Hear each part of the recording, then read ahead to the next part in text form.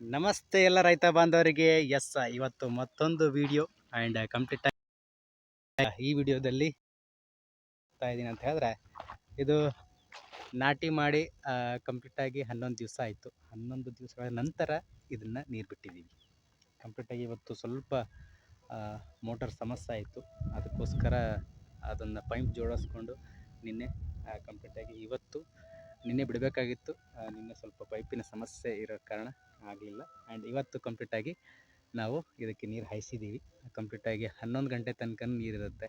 ಬೆಳಗ್ಗೆ 4 ಗಂಟೆಗೆ ಕೊಡ್ತಾರೆ, 11 ಗಂಟೆಗೆ ಲೈಟ್ ಹೋಗುತ್ತೆ.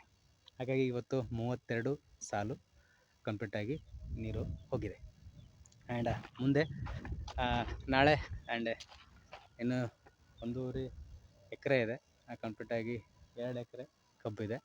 ಆ್ಯಂಡ್ ಕಂಪ್ಲೀಟಾಗಿ ಈಗ ಜಸ್ಟ್ 32 ಸಾಲು ಉಂಡಿದೆ. ಆ್ಯಂಡ್ ನಾಳೆ ಅದನ್ನು ಕಂಪ್ಲೀಟ್ ಆಗುತ್ತೆ. ನಾಳೆ ಅಪ್ಡೇಟ್ ಕೊಡ್ತಾ ಇರ್ತೀನಿ. ಆ್ಯಂಡ್ ಡೆಫಿನೆಟ್ಲಿ ಎಲ್ಲ ರೈತ ಬಂದರೆ ತಿಳಿಸೋದೇನಂತ ಹೇಳಿದ್ರೆ, ಎಷ್ಟು ಸಾಧ್ಯವಾಗುತ್ತೋ ಅಷ್ಟು ರಾಸಾಯನಿಕ ಕಡಿಮೆ ಮಾಡಿ ಸಾವಯವ ಗೊಬ್ಬರ ಬಳಸ್ಕೊಳ್ಳಿ. ಆ್ಯಂಡ್ ಕಂಪ್ಲೀಟಾಗಿ ಮಣ್ಣಿನ ಒಂದು ಆರೋಗ್ಯವನ್ನು ಕಾಪಾಡಿ ಅಂತ ಹೇಳ್ತಾ ಮತ್ತೊಂದು ವಿಡಿಯೋದಲ್ಲಿ ಸಿಗೋಣ. ಅಲ್ಲಿವರೆಗೂ ನಮಸ್ಕಾರ.